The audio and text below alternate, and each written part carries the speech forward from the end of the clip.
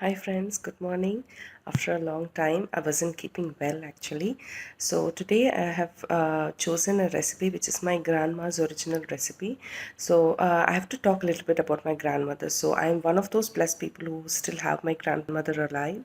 So she's 86 years old. And to talk a little bit about her, she's one of the oldest and one of the pioneers in her field in my village.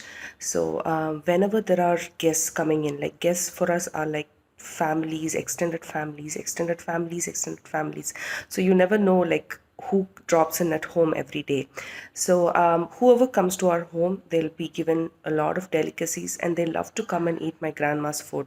So this is Neyyapam, which is one of her signature dish. And there are many people who drop in and ask her for the recipe because it stays good for a long time. It doesn't go bad, and it's very crispy and it's very yummy. So I have taken this recipe from her and I have tried to do my level best to stick to her recipe. So I have already completed this and I did this for Onam, and as I said, I was not able to post it because I wasn't keeping well. So I'm going to post this recipe today. Please do try out and I hope you really like this recipe. Thank you. So for this recipe, I've taken 1.5 cups of raw rice and soaked it for like 3 to 4 hours.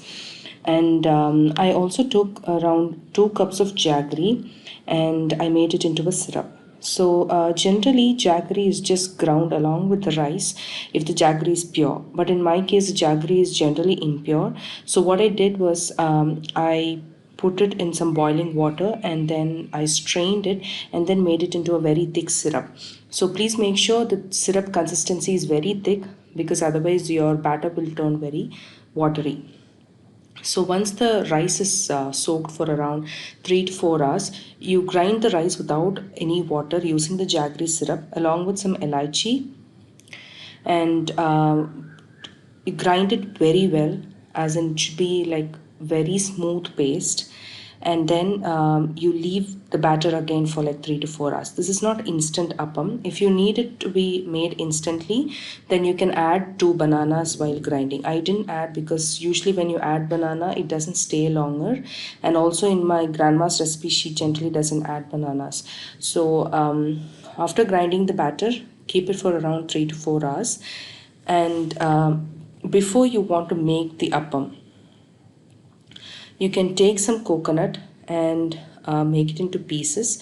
So make it into pieces which are smaller, and fry it in ghee and pour that into the batter and mix it well, and use an appam tawa and grease it with some coconut oil, and then you can pour the batter into each of the cups.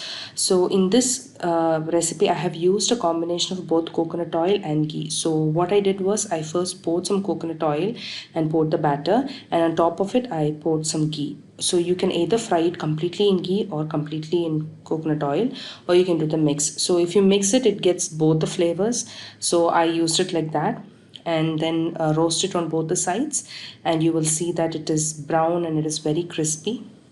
So coming to this review of this recipe, so this recipe needs a bit of prep work, and it is not an instant recipe. But if you want instantly, as I said, it you can add some bananas, and it is easy, as in there's not much of labor.